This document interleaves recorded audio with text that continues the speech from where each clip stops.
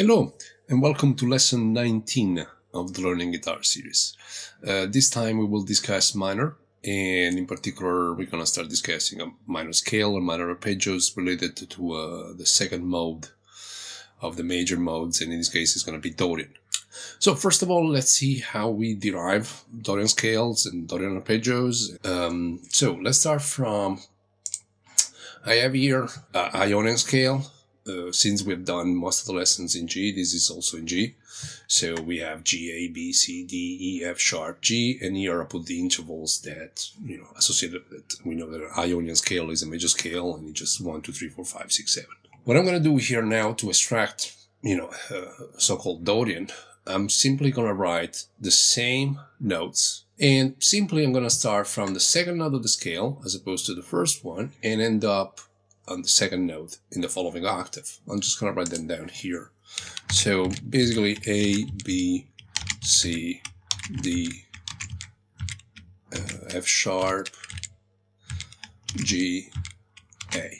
Okay? What becomes interesting now is, and that's where the idea of Dorian comes from, is, okay, if A is number 1, okay, I'm changing the way we're looking at it, okay? Before we looked at G as number 1 in the scale. Now I'm simply looking at A as number 1 in the scale. And what's the intervallic relations in between A and B? Now, what we have, so B is number 2, C in relation to A is actually a flat 3, D is a 4, E is a 5, F sharp is a 6, and G is a flat 7, and of course this is again an octave. We have a scale that goes 1, 2, flat 3, remember that, 4, 5, 6, flat 7, 1. So in terms of the triads contained here, we have 1, flat 3, and 5. What that means, if we look at the family of chords, 1, flat 3, and 5 spells minor. We are in the presence of a minor scale. This, as it is, this sequence 1, 2, flat 3, 4, 5, 6, flat 7, 1. It's a minor scale. And in fact, again, I'm relating again to our lesson 16. When we did lesson 16, we ended up with a chord number 2 that was minor. Okay? And we called it Dorian. Now, if I harmonize this, so again, if I get, this is the horizontal stretcher. If I want to get the vertical stretcher, I'm going to use the same technique that we used, again, during lesson 16, to harmonize scales and get the relative arpeggio that relates to it. In other words, I'm going to play a note, skip a note, play the following note. I'm going to write them vertically here, so you see what I mean. So from A, I'm going to write C. From C, I'm going to write E. From E, I'm going to write G. From G, skip a note, A. I'm going to write B. From B, skip a note, I'm going to write D. From D, skip a note, I'm going to write F sharp. And after that, I'm back to, from F sharp, I'm back to A. Again, if I look at the intervals that I'm created, obviously they're the same intervals because it's the same note, obviously. But they're going to spell like an arpeggio. Instead of spelling like an horizontal stretcher, they're going to spell as a vertical stretcher. So I have, this is 1, obviously. C, we know, is flat 3. E is the 5th. G is the flat 7. B is the 2nd, but because we're looking at it in the 2nd octave, we call it a 9. D is the 11, and F sharp is a 13, so it's a 6, the following octave. And now we have both the horizontal stretcher of a Dorian scale, which is this, and the vertical stretcher, so a Dorian arpeggio, a full-on Dorian arpeggio. Now, let's start looking at the PDF that I associated with this lesson, so we'll start looking at, some practice. One thing that you need to notice, you need to understand straight away, and that's when the theory and practice kind of get together. Let's say, we know now Dorian is a sequence in terms of intervals that goes 1, 2, flat 3, 4, 5, 6, flat 7. That's something that you really want to remember. If G is my number 1, then that's my 2. That's my flat 3. If you remember when we did the Ionian, this was 3. Now I am having flat 3. 4, 5, 6, flat 7. And then the octave. So I have this particular shape. And if I keep going, okay? I don't know if you spotted it yet, but this shape is a shape that you already studied. You studied it in lesson 4, as literally here, when we studied the shape of D, okay? And we looked at it from a point of view of F major, so D, E flat, E, F. We're just transposing it. And in fact, this is F major. And the Ionian scale that went with it was...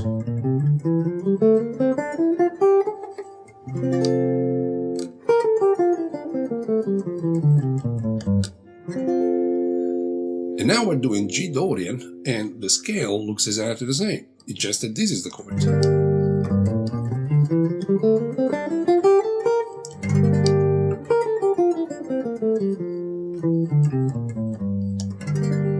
Why is this the finger shape that you're practicing exactly the same? When you look at, say, the key of F, if F is chord number 1, so F is Ionian, G minor, it's the Dorian. So it's exactly the same note. Because it's the same note, it's always going to be the same shapes. This has got a fantastic advantage when it comes to practicing, because we studied in lesson 4 this particular scale shape, okay? And we've done intervallic exercises, we've done triadic exercises, extended triads, groups, so intervals of seconds, thirds. So those exercises that you can just keep doing them. I'm not going to add more exercises on this particular scale shape because you're already doing them. So all those intervals exercises you've done, I don't know, like thirds or fourths or fifths, etc., or triads, etc.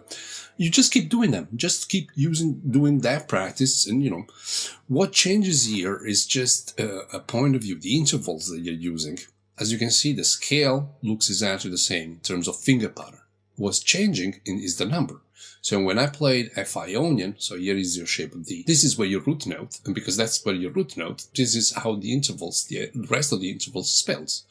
1, 2, 3, 4, 5, 6, 7. The same scale approached from a Dorian perspective. So where this is number 1, here it was number 2, now it's number 1. The same notes spell these kind of intervals. It's normal to get a little bit confused at first, because you might ask yourself, okay, what's the point? Well, the point is that in the case of Dorian, I'm not playing over F major. I mean, probably the chord behind, whoever is doing the comping is playing G minor. And because he's playing G minor, the arpeggios that now go with this are different than the arpeggios that we studied when we did Ionian. So for F, so if I was playing this, the arpeggio connected to this, the motor, the cage system arpeggio would be this, right? But now I'm playing G minor, and the arpeggio connected to this is this. And as we will see later on when we're playing, this becomes your guide tone, because I'm not playing major, I'm playing minor. So this is F major. Makes no sense if this is the chord. This makes sense, okay? And as you can see from an ear training point of view, if I have this chord behind and I play this scale, it feels minor.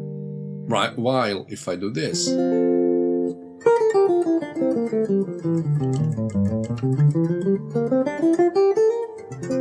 same notes, but because the chord is major, it feels major, okay? So it's important that, and we'll see it in a second in the exercises, we learn the intervallic relations in between the notes, according to, you know, what chord we're playing. So our scales of our arpeggio to what chords they relate to.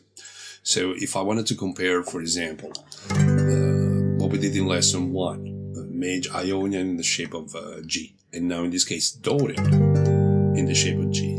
So for Ionian, I would have this as a scale. This is lesson 1, literally, right?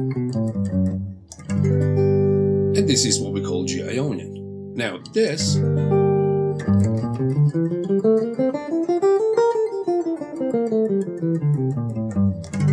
is G Dorian. So now I have 2 different scales for G, one for major, one for minor. In terms of intervals, we know that this was the arpeggio. This is just a triad or a major 7, right? This is lesson 1. Now the third is minor when it comes to Dorian. So the arpeggio is going to look like this. 1, flat 3, 5, flat 7, like we've seen in the vertical stretcher during the theory section. So 1, flat 3, 5, flat 7. And if I continue in the arpeggio, I'm going to have 9, 11, and 13. So this is what our modular arpeggio is going to look like during the exercises. While for G Ionian, I had this. And you can hear the difference, right? I don't have to play you a chord for you to hear the difference in between G major and G minor. So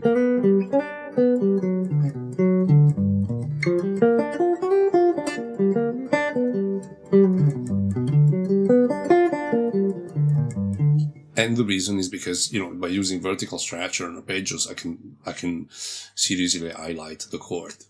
Okay, now let's have a look at the exercises. Okay, so you have like 7 pages of PDFs, mainly focused on the arpeggios, because as I said, in terms of scales exercises, you can use the same scale exercises from lesson 4. In fact, here, just to remind you, F Ionian and G Dorian, if you look at this scale here and this scale here, are exactly the same. Which means all the study you've done in lesson 4 in terms of interval, triads, extended triads, and groupings are still valid, and we're not going to add to them. And the main difference compared to Ionian are the arpeggios generated within the scale, which in this case will be minor arpeggios. Here is your triad, minor 7, minor 6, minor 9, other 9, minor 9, minor 6, 9, minor 11, and minor 13, and then the modular arpeggio. In case you're wondering why those ones, why minor 6, 9, minor 11, that's the reason why. It's right here. So I have 1 flat 3, that's my triad, 1 flat 3, 5, flat 7. Then we did add 9. So 1 flat 3, 5, add 9, we're skipping the flat 7. Minor 9, 1 flat 3, 5, flat 7, 9. Minor 11, so all the way on arpeggio that goes all the way to the 11, and then on arpeggio that goes all the way to the 13. That's why I'm using those notes as embellishment in the PDF. In this case, I gave you a couple of alternative versions, the way you can play all the same arpeggios, and I'm going to show it to you on the guitar in a second, and what I mean by that. Basically, what you got, you have a minor triad, minor 7, minor 9, added 9, so 1 flat 3, 5, 9, 11, 13, and all the way to the other octave. Now, if you studied the major arpeggios, you know, obviously notes like the 6th, the 9, which you already encountered, they're still in the same place. That's also the beauty of using a transposing instrument. So if this was, in the case of major, and this was our 1, 3, 5, major 7, 9, now when they were studying minor, the 9 is still there. It hasn't moved. All we're changing, or like the 13 is still here, 11 is still here. All is changed in between Ionian and Dorian now is that in Dorian, now I'm playing the flat 3 instead of a major 3, right? So now we're learning another interval. And a flat 7 instead of a major 7. Okay? The rest is exactly what it was before. Okay, and that already helps. As I said, it really helps your photographic memory and to figure out where intervals are given a root note. So in time, if this is my number 1, so if this is my root note, let's say I'm playing G major or G minor or G7, whatever, the 9 is always there, 13 is always there, 11 is always there. This is a root note, major 7, flat 7, 6, third, flat 3, 5, and in the future we'll see sharp 5, flat 5, some other intervals which are contained, right, in other modes eventually. I wrote in the PDF a few exercises you can do, which are here. So first I wrote to you, you have all the arpeggios possible, okay, which are basically these first 8, 9 bars, okay. Why is there an alternative version? Well, this is about how you want to finger your arpeggios, the fingerings you want to use. Again, the guitar, by its own nature, you can have the same note in several different spots, unlike a piano. So, say if this was this particular pitch on a piano, you would find it only in that particular key, okay? While on guitar, it doesn't work that way. So if this note, say C, this is the same note, same pitch, okay? Because of this maybe advantage that the guitar have from this point of view, let's say, for example, in terms of the triad itself, that's 1 flat 3 5, but also this is also 1 flat 3 5, because these notes are the same. So you know, if you're looking into the 3 note per string kind of approach, you might find this more comfortable than this. When it comes, for example, to a minor 6 arpeggio, minor 6 would be this, okay, and this is a 6. Some of you might find it easier this way, because this is the same note, okay? So, and that's where all this alternative version comes from. So in terms of triad, I derived all the arpeggios that I think you should study, starting from this triad, but also starting from this triad. Because this might be harder to do for you. I mean, for me it's fine, honestly. This is, as I said, a minor 6. You might find this easier,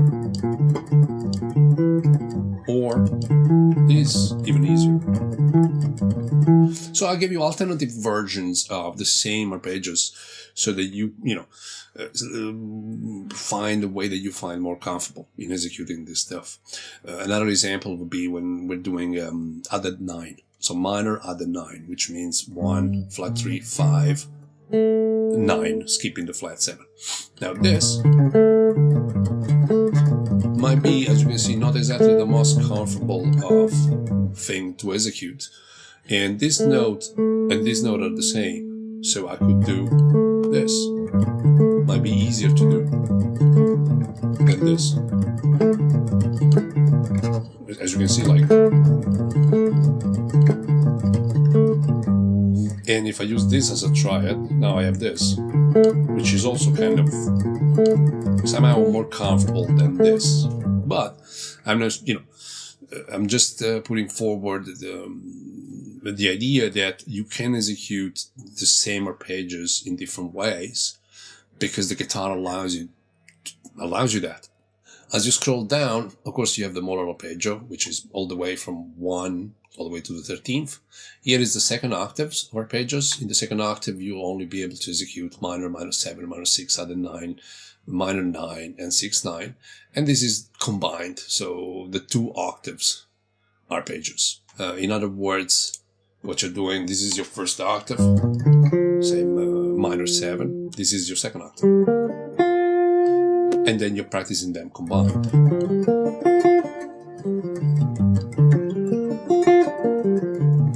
Right? Same thing for the triads.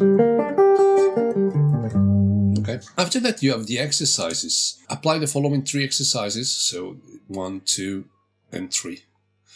To all the arpeggios, both first and second octave, don't worry about the combined 2 octaves arpeggios. So these arpeggios are more dedicated to just a single octave. One word of advice about these 3 exercises. So the way they're written, so let's say I decided I want to practice minor 7. So this is my shape, okay? minor 7 arpeggio. The way they're written is straight chromatic. So it starts in G minor, A flat, A, B flat, B. It just proceeds that way. If you find it difficult to move chromatic straight away, you can always repeat the same arpeggio several times and then move chromatically. So let's say, for example, I'm going to do it 4 times and then move. So it would be 1, 2, 3, 4. 1, 2, 3, 4. If you do it that way, it gives time to your brain also, like, to plan ahead of what's going to happen. So the 3 exercises, the methodology is still the same that we applied when we were doing a major arpeggio. So you perform them in one direction. So maybe let's try it, okay? That's just in one direction, okay? All ascending. And then we do it all backwards, so all descending. So for example, in the case of the triad, maybe you see I'm doing it 4 times, or once you're comfortable, you can do it that way.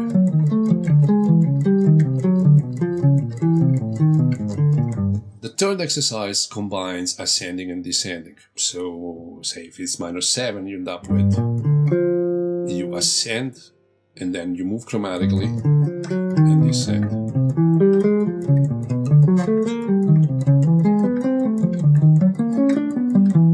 And again, you apply this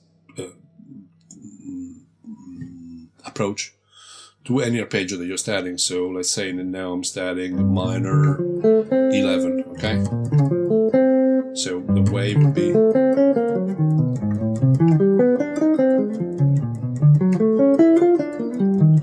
and if you find that moving chromatically straight away is too much, simply stay in the same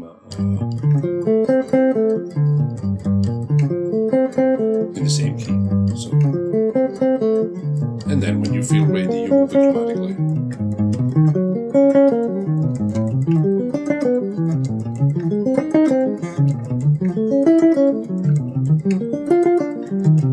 Of course, these exercises apply both to the first octave and the second octave.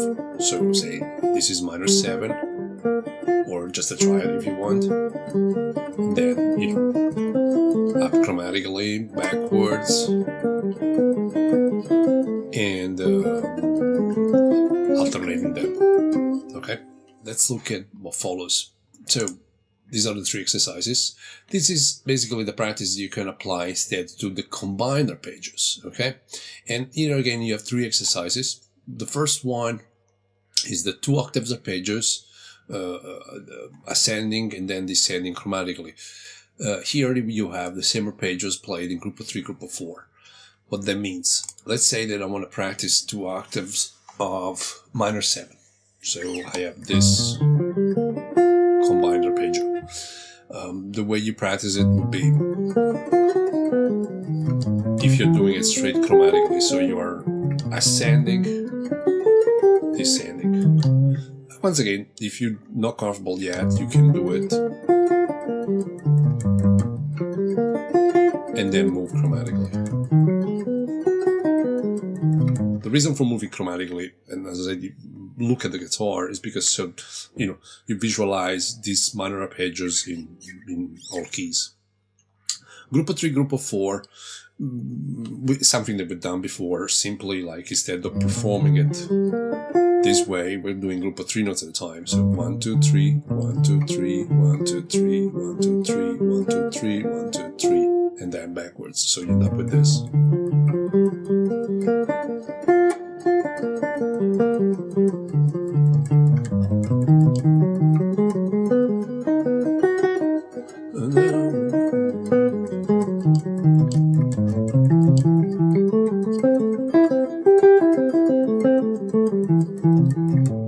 Group of 4, same concept, but this time you're taking 4 notes at a time. 1, 2, 3, 4, 1, 2, 3, 4, 1, 2, 3, 4, 1, 2, 1, 2, 3, 4, 1, 2, 3, 4. So you end up with this.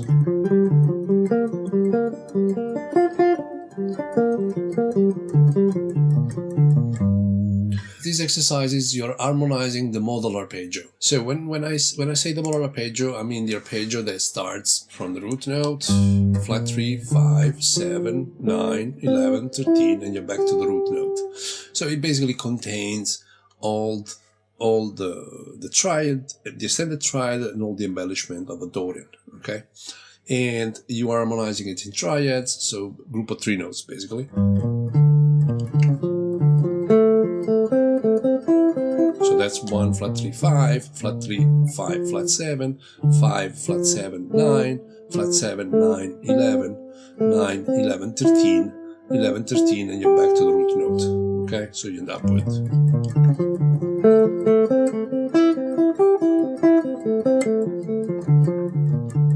And again, you can move it chromatically.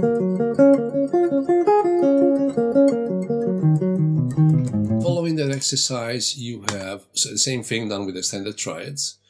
And now this is from scale to arpeggios. So this is an exercise very useful that allows you to visualize the scale and the arpeggio at the same time. So in this case, what we're practicing is maybe we are ascending with the scale, and we're descending with the arpeggio. Okay.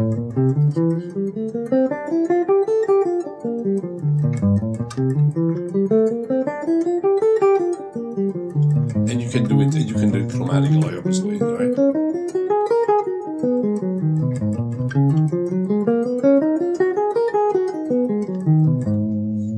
Same thing if the reversed version, which is in the PDF, is ascending with the arpeggio, descending with the scale. So you have first the arpeggio and then the scale.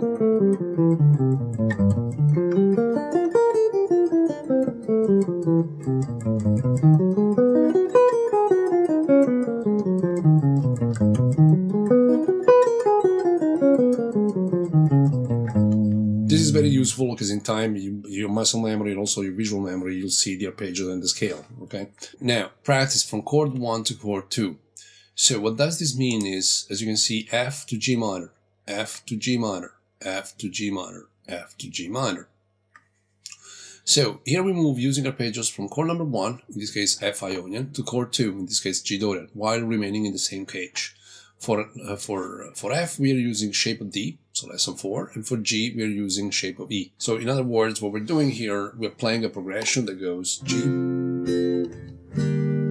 and F major, G minor. Okay, we could do, probably if we were comping, probably we would do this. But the point of it is that you're staying in the same cage, not necessarily with the chords, but with the arpeggio. So if you look at the first exercise with the triad, would be your normal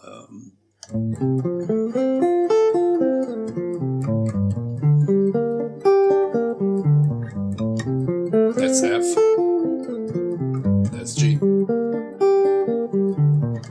Okay, you could do the same using major 7, obviously.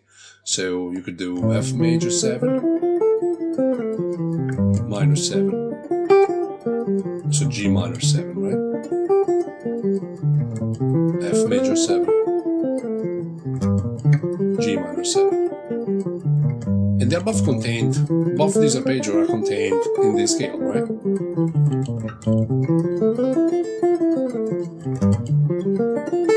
That's the line. Okay? And you have some exercises applied to triads here, so 1 bar per chord, 1 bar per chord. Here the change is much faster, so you're ascending with F, you're descending with G, and the backwards version. And here, literally, you're doing it in triads, literally one triad at a time.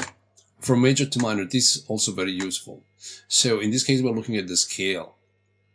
And you can see it's G major to G minor. So in other words, what you're practicing now is 2 different shapes. So this is G major.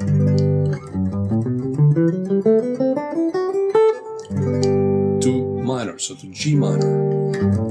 And in this case, minor Dorian. Major, so G major. Minor. Major, minor,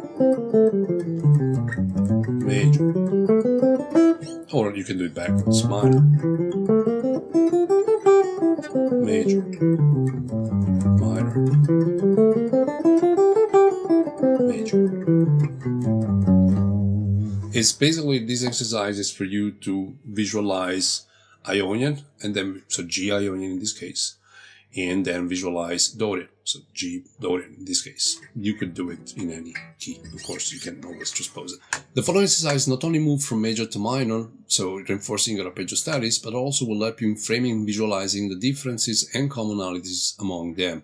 In this case, instead of working on the scale like we did here, we are doing the same type of exercise, but we're using arpeggio. Say, for example, we're going to do major 7, so we're doing extended triads. So we're going to do major 7, minor 7, major 7, minor 7, and then A flat. You can move it chromatically. A flat minor, A major, A minor, A major. I think you see the point. Then you can do the same, say major 6,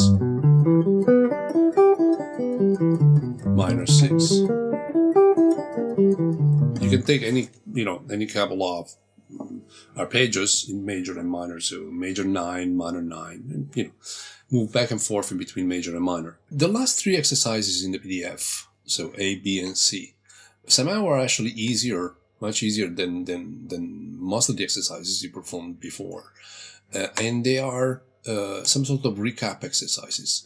I put them last because these are very good exercises to do once you're very familiar with all the arpeggios. So first, you might want to study all the 1-octave arpeggios, 2-octave arpeggios, and the combined versions. And once you're very familiar with that, this kind of exercise can reduce the amount of time you spend practicing, practicing the arpeggio, warming up maybe or something. The way they operate is actually kind of simple. Let's say that I want to study all the arpeggios for G minor, minor, minor 6, minor 7, blah, blah, blah. And of course, you can do them. At first, you should do them as I suggested you, like one way, backwards, and then combined, So far, so good. And you do all of them. And that takes quite a long time to go through all of them, obviously. This exercise instead, it does this. So let's say that I'm starting from just the triad, Then I'm adding the 7. So now it's a minor 7. Then I go 6. Maybe 6, 9. 7, 9. 11. 13. And I basically practice all of them in one go, Same thing, so this would be exercise A. So exercise B does the same, but on the second octave. So you start from the triad. I'm adding the flat 7, 6, 7, 9, 6, 9. Right? Exercise C, it implies it goes across two octaves. So you start from the triad.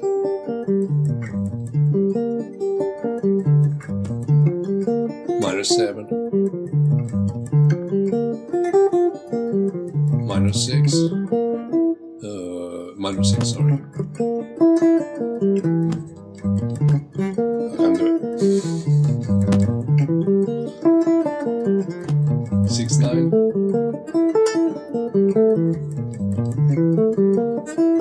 7, 9.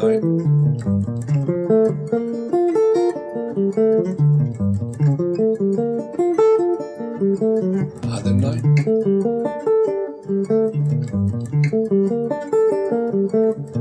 So basically, in other words, you just keep going up and down and, changing the arpeggio. It's just like kind of a recap exercise. A, B, and C are recap exercises. They really come handy, when you want just to refresh things. Okay, now that we've done the theory at the beginning. We'll show you the PDF. Let's look at some musical practice you can do, and some playing. It's been a pleasure as always.